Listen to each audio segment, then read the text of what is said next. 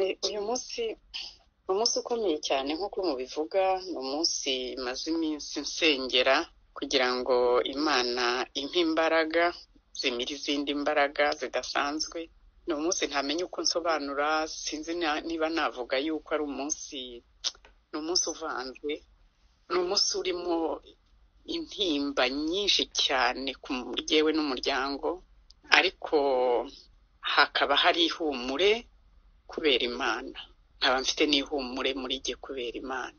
Ariko se iryo humure waryishatsemo ute, cyane cyane ko iryo tabaruka rya Anne Uwamahoro ryaje rigutunguye? Mu kuri inkuru nkiyimenya ho ntabwo navuga yuko nahise ngira ihumure. Abantu twari kumwe muri iyo minsi nabahaye ubuhamya, nahise nsa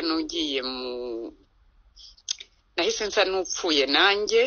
Ni ikintu cyumvikana ku muntu wese. Cyakora nyuma y'iminsi ibiri Imana nyaguhora ku ngoma ndayishima cyane, iransura. Kandi burya Imana iza mu bantu, haje abantu nakwita za nshuti za Yobu, baza bafite n'ihumure, batanga ihumure muri bo, ariko atari bo baritanga, ari Imana izanye nabo. Hari ku isabato nimugoroba, naje no kugira ibyiringiro nanone bikomeye muri uwo munsi, kuko isabato ivuga ikiruhuko. Nasanze koko ari ikiruhuko muri Yesu Kristo. Byaraje, ntabwo navuga ngo naryishatsemo naryihinzemo, byaraje bizanwa n'Imana. Baje ari abantu bazanye ijambo ry'Imana, bazana indirimbo, baraza. Nubwo hari n'abandi bari bahamaze iyo minsi ibiri, ariko iryo tsinda ry'abantu batatu baje nka babandi bo kwa Yobu, Elifazi, Nande n'abandi. Nuko bitangirira aho birakomeza, ibihe bibi ntibibura, ariko biza hari ihumure ry'Imana. Nkomejwe n'iyo Imana nizeye, Imana nasenze, Imana data yakoreye, Imana Asinapoli yakoreye se w'umwana wanjye, Imana umwana wanjye yakoreye, Imana nkorera niyo nkomeje, kandi ndakomeye rwose.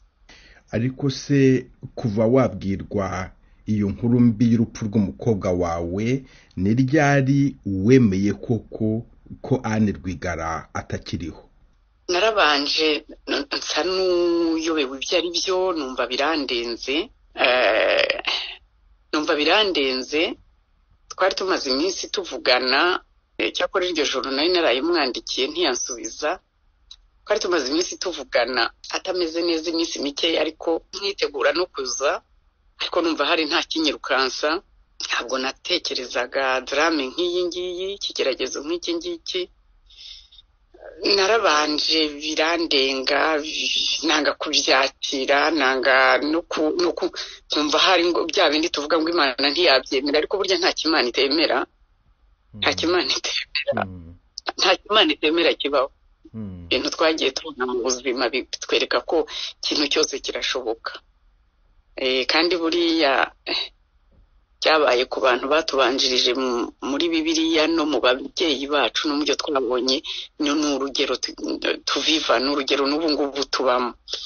Naje kubyemera nyuma rwose, narabyemeye ndabyakira, nibuka n'ibindi byose n'abandi babyeyi nkanjye nabo. Hari umubyeyi natekereje wari umaze iminsi nawe bimugendekeye gutyo, tutanaherukana na gato. Icyakora we yararwaje, ngira ngo nawe kitari igihe kinini na gato. Ndabyakira muri make, ndabyakira. Imana irabinshoboza rwose. Ni Imana, nta muntu wabishobora, nta muntu wabinshoboje, ni Imana. Bitavuze yuko hatagiye habaho ibihe by'intege nke, ariko ni Imana mu guhagarara mu masezerano yayo. Kuko Bibiliya, ijambo ry'Imana ryambereye ihumure. Amasezerano arimo n'ayanjye, ibyabaye ku babanje numva ari byo byanjye. Muri icyo gihe mwaganiraga ndetse nawe witegura kujya kumusura, mu magambo ye Anne Rwigara wigeze wumvamo imvugo yo kwiheba no kwitegura ko ashobora gupfa?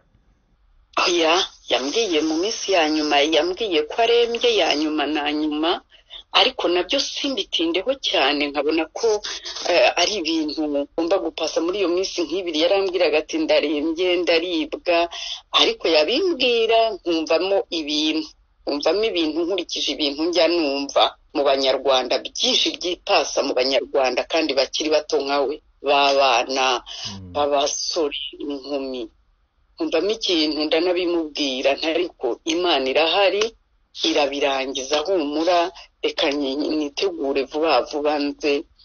Byabaye ibintu nubwo yari amaze igihe ngo yumva hari ikintu cy'intege nke afite, ariko mu kugira ngo kurwara nyakurwara ni muri ayo minsi mikeya ya nyuma rwose, navuga mikeya rwose. Ariko nabwo nkumva ko kumusengera nawe asenga cyane, nkumva ko ari ibintu bigomba gupasa, nkumva ntabwo natekerezaga yuko bishobora gufata iyi ntera. ariko se muganira Anne Rwigara yigeze akubwira ko hari ahantu yagiye, ko hari ikintu yariye, hari ikintu yanyweye cyamugiye mu mubiri kikaba aricyo cyamuhungabanyaga?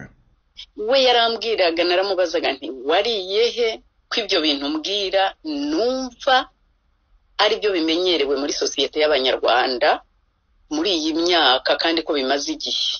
Tiko naka yagiye aricyo, naka yagiye aricyo, n'umwana w'umukobwa w'umuherutse kugenda, n'abandi bagabo, ni abantu bose. Ati ntaho nzi nagiye, ni aho hose ujya ugira ngo urahizeye ngo ni abantu, nta muntu ukizerwa mu Banyarwanda. Sosiyete yacu byararangiye, yarapfuye. Ntushobora kugira umuntu wizera, ukumva avuga ati nise aho nagiye ko hari self service, ariko nabyo nkamubwira nti nibyo nabyo ntushobora kubimenya ukurikije ibyipasa nzi neza cyane, haba mu Rwanda haba hanze. Ukumva ntabwo yamenya neza ati naha, ariko akagenda kuko gahunda ze nabaga nzizi n'ubundi. Ambwira ntangaha wifashe ute, ahangaha akambwira amasosiyete yagiye ajyamo arimo abanyarwanda n'abarundi, twakundi umwana bamaze nyine kwirekura. Iyo hari abantu, igihe abantu bagira ngo ubwo atari mu Rwanda ngo aha ngo Amerika ni nzima, Burayi ni buzima, Canada ni nzima, kandi ingabo za Satani zindahemuka ziri hose zirajagata no mu banyamahanga zirimo. None se kuva watabarukaza muri Amerika kugeza kuri uyu munsi wo guherekeza Anne Rwigara, hari iperereza ryakozwe kugira ngo rigaragaze icyatumye atabaruka? Iperereza ririmo cyane kandi ryimbitse rwose, ariho bararikora kandi turi en contact, kandi ntabwo barikora mu ikinamico. Bafite umuntu, bafite kubabara abantu, kuko nabo barumiwe, kuko yari afite n'ubwenegihugu bw'Amerika. Barumiwe, byarabarenze, ntabwo babyumva nabo ubwabo barabivuga bati ntabwo byumvikana.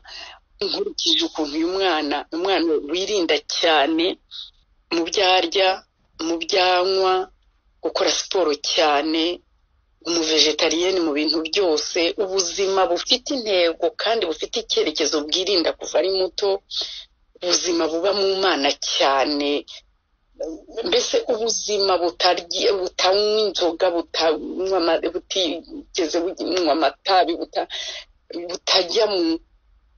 butarya ibyo bubonye. Ni ikintu rero giteye impungenge muri leta ya Amerika cyane, kitumvikana, nicyo gituma babihagurukiye. Gusa Satani ugerereje abanyarwanda n'abakozi be b'indahemuka mu kubahekura, asigaye afite ibi bintu atanga, ku buryo ibyo bintu iyo bigeze mu mibiri y'abantu bibyara indwara, abaganga nabo bakakonkiriwa, bagatanga umwanzuro w'indwara kuko hari biba byabayobeye. Ariko ibyo turabimenyereye nyine, mu Rwanda, kugira ngo mbasabe Monsieur Venuste, mbasabe kuri uyu munsi we kuba mwanshyiriraho indirimbo. Yagiraga indirimbo akunda cyane z'Imana, harimo y'164 mu gitabo cyo guhimbaza cy'Abadventiste b'umunsi wa karindwi, ivuga ngo nicaye imbere ya Yesu. Nicyo nabasabaga kuri uyu munsi, kandi ndabashimiye cyane. Iyo ndirimbo ndayishaka, kandi ngushimiye ko wabonye imbaraga na kano kanya ko kuganira n'Ijwi ry'Amerika. Murakoze cyane.